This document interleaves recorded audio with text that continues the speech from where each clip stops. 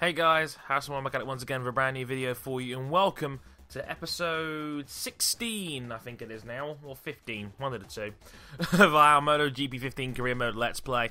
Been a while since we did one of these, but I'm back in the swing of things now after taking a long time out. I wanted to rest up video-wise. I wasn't really feeling it at the moment, so took a little bit of time out, recover, recuperate, and we're back. Last time out we went to Catalonia and Assen. We won both of those races, and now we're on a 4-race winning streak. And as it stands in the championship, we have a 19-point championship lead on Johan Zarco. Sam Lowe's another 28 points back in third, and Rabat in fourth. Next time out, we are headed now to Germany for the Saxon Ring, and this should be a good one. I haven't got as many chances to be able to pass people, so hopefully it'll work out this time round. But, yeah, obviously you guys are going to want me to talk about Silverstone this past weekend, and, Valentino Rossi won. Yay. I have to deal with more Rossi fanatics on the interwebs. Yay. It was a brilliant performance from Valentino-ish. Like, I think there's a level of hypocrisy when it comes to MotoGP, and one of my friends, Zara, said this during the race, and I completely agree with her. That if Jorge Lorenzo had won that race, it would be considered a boring procession. But because Valentino Rossi won it, it's all, yay, Valentino, he's amazing, he delivers. When he had no competition the entire race, except Marquez, who was clearly going beyond the limit to try and keep up with him. And that's just the nature of MotoGP. Sometimes, you know, the rain came down, Rossi is a lot more confident in the wet than Lorenzo is. And that's natural, given that, you know, Lorenzo, I think, is still suffering mentally from that horror crash at Assen a couple of years ago, where he crashed at 140 miles an hour and, you know, separated his shoulder. And, you know, he was never really he's never been the same guy in the wet since then. And I can't say I blame him, to be honest with you, because it was a nasty, nasty accident. And, you know, my heart goes out to him to a degree, because, you know, I can't blame him for having that way of thinking. It was a brutal accident, and it showed, because he was down in fourth. He had a misted up visor apparently, which was the main problem. But I think it goes a little bit deeper than that, and I think it also goes down to some of the psychological issues that he has with riding in the wet, because he struggled ever since that accident whenever it's rained on track. A prime example of that, and the only exception to that was Aragon last year, and that was because every major other contender had crashed in that race. You know, Pedrosa had dropped, Marquez had dropped, Rossi had dropped. Lorenzo was the only guy that could win. Lorenzo won basically for keeping it upright. Make of that what you will. But Rossi's won, Lorenzo fourth, so that meant Rossi's now got I think it's a 12-point championship lead now. You know, props to Valentino, because, you know, oh god, you know, the pressure, you know, the pressure really obviously, you know, mounted back up again after basically, you know, being in a situation where Lorenzo had actually led the title for the first time, and you know, the situation's kind of changed again, where it's now like almost like a 7-race championship now, as opposed to an 18-race championship. But Rossi in the wet was untouchable, and you know, Rossi needed a performance like that. And, you know, in terms of the count-back chase as well, having 4 wins to Lorenzo's 5 is now very much helpful as well. A real shame. I'm gutted for Marquez. I really am. Like, Marquez had to push. Marquez had to go for it. He's in a situation where he's 50 points off the top 2, and, you know, if he has any small chance of keeping his title alive, he had to go for it, and it didn't work out. What made it awkward and kind of funny as well was that when he was being helped out of the gravel, all the marshals were wearing Rossi caps. Awkward. They were probably cheering for him no less than 10 seconds prior. And that was the thing that annoyed me. There was a lot of dickhead Rossi fans that started cheering when Marquez crashed, which I think is just a very dickhead thing to do, and very scummy, to be honest with you. Think of it like this. If he had actually hurt, would they have still been cheering? If Marquez had to leave the track on a stretcher, how guilty would those people be? I wonder. there's a thought for you.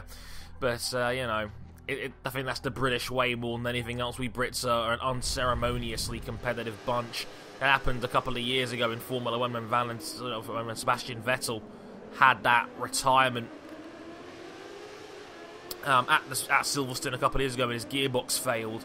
He retired on the home straight and he was cheered out of the car, or, you know, jeered and booed coming out of the car because, you know, he'd retired on the first time. He said, oh, yay, someone else is going to win, even though the season already had 5 different winners at that point. But, you know, people just don't like seeing Sebastian do well back then, so, you know, the nature of British sports fandom, I suppose. We're kind of dicks sometimes, and you know what the Rossi fanatics are like. Whenever you see a MotoGP post on Facebook, it's always talking about how fucking amazing Valentino Rossi is, which, you know, it's like this season's been like the avenue for Rossi fans to pipe up again after a couple of years where Marquez destroyed him. You know, of course, everyone says, oh, it's the bike. It was the bike that why Marquez was good. So what is it now then? I hear that Rossi's clearly on the best bike, and now people are going to completely ignore that whole bike thing now. People have to bring up these very convenient arguments, in my opinion. But that's the nature of MotoGP. It's a Rossi-dominated sport. Rossi is the Roger Federer of MotoGP. You know, he is our Michael Schumacher, etc. You can use all those transcending, you know, sport energies like Usain Bolt and whatnot, and you know, that's just what he is. Jesus Christ, dive bombed by 3 people. Yeah, that's right, Cortese. But, you know, obviously the hero of the day for me was Danilo Petrucci. Danilo in second place on that Ducati GP 14.1. For some reason, it's just super fast in the wet, and I don't understand why that is.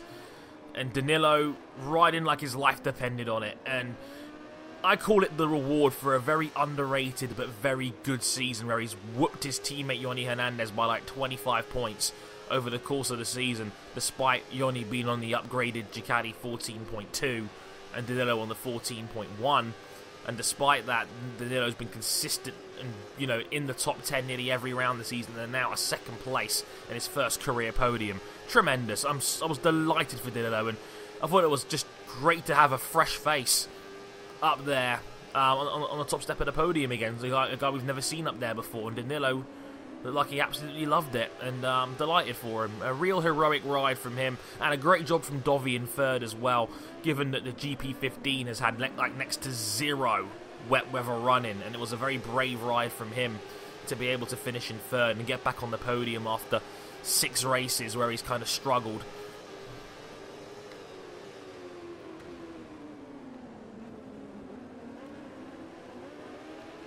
Fighting with about here. But yeah, that's MotoGP pretty much in a nutshell. There was a lot of drops as well. I mean, Jack Miller was a big one. He was in 6th place, and then he dive bombed Cal Crutchlow and took them both out. I'm like,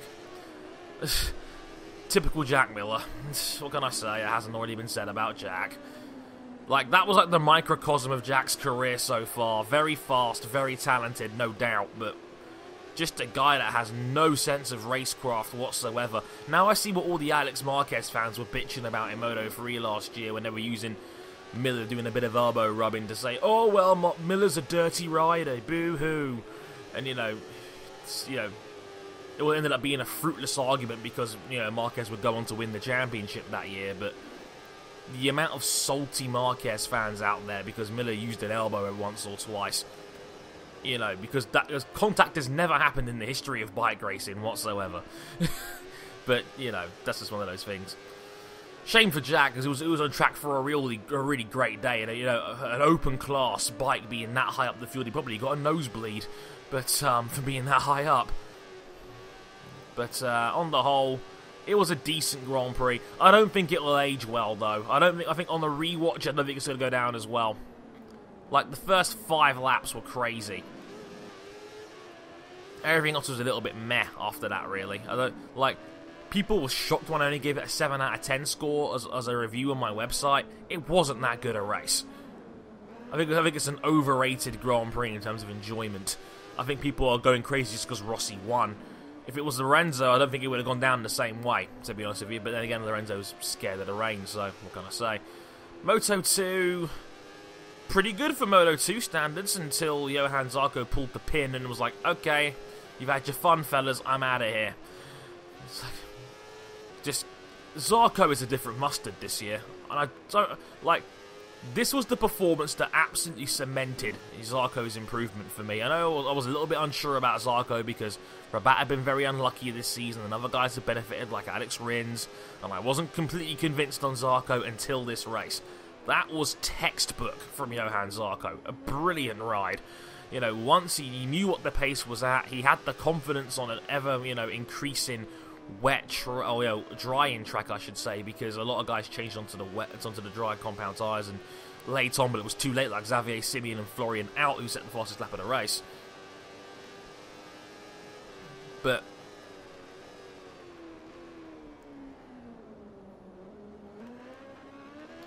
on the whole, it was a race where, Zarco broke off into the distance, and then he had a good fight for second between Alex Rins, Tito Rabat, and Alex Marquez.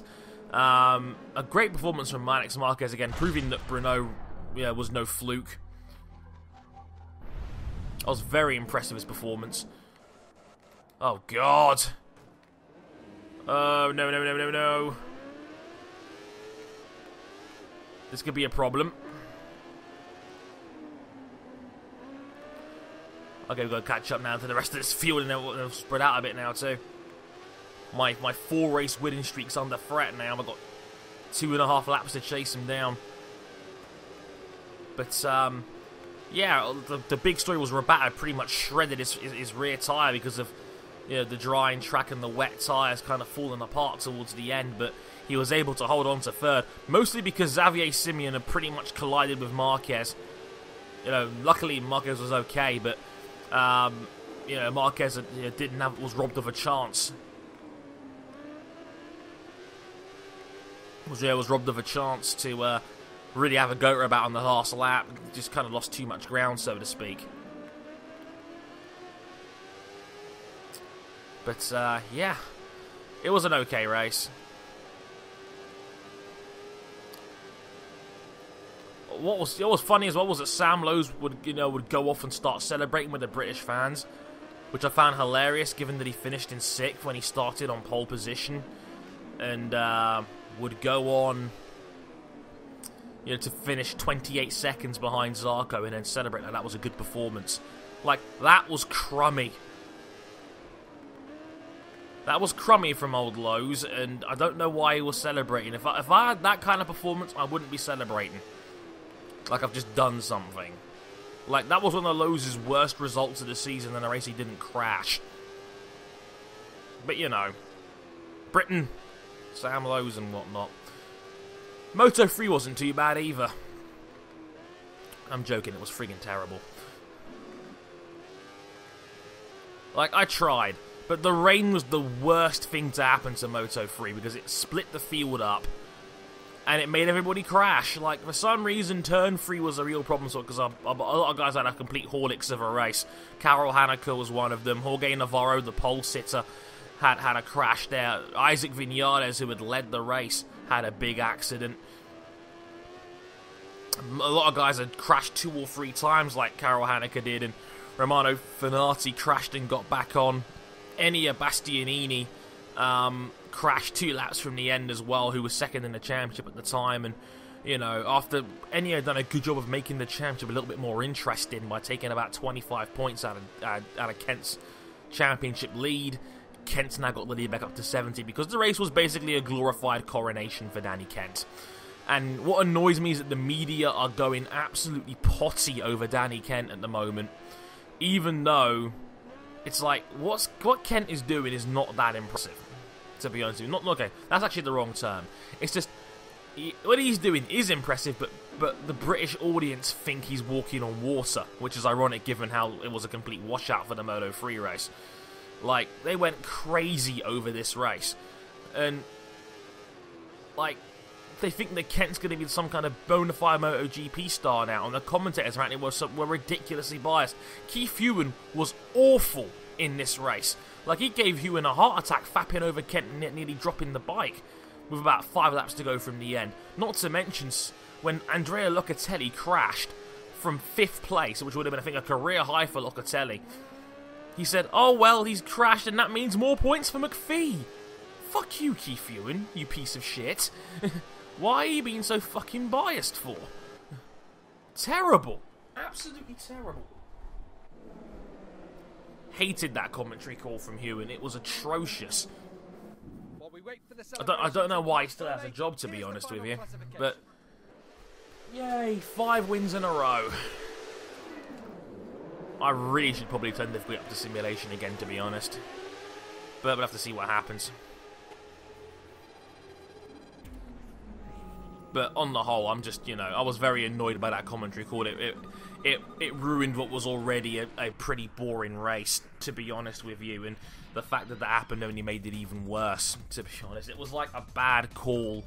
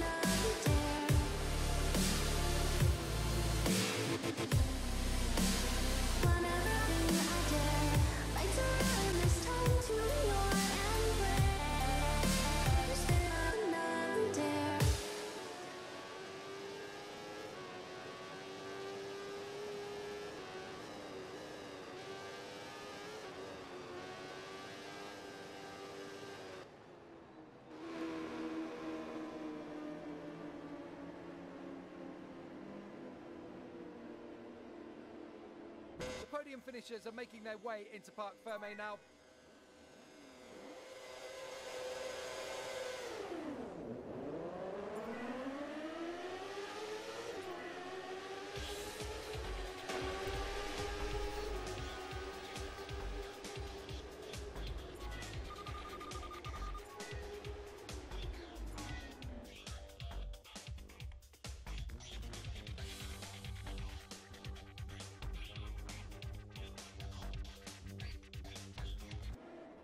You can understand his delight at this result. It's not just about winning at this circuit, but he's beaten riders of proven talent.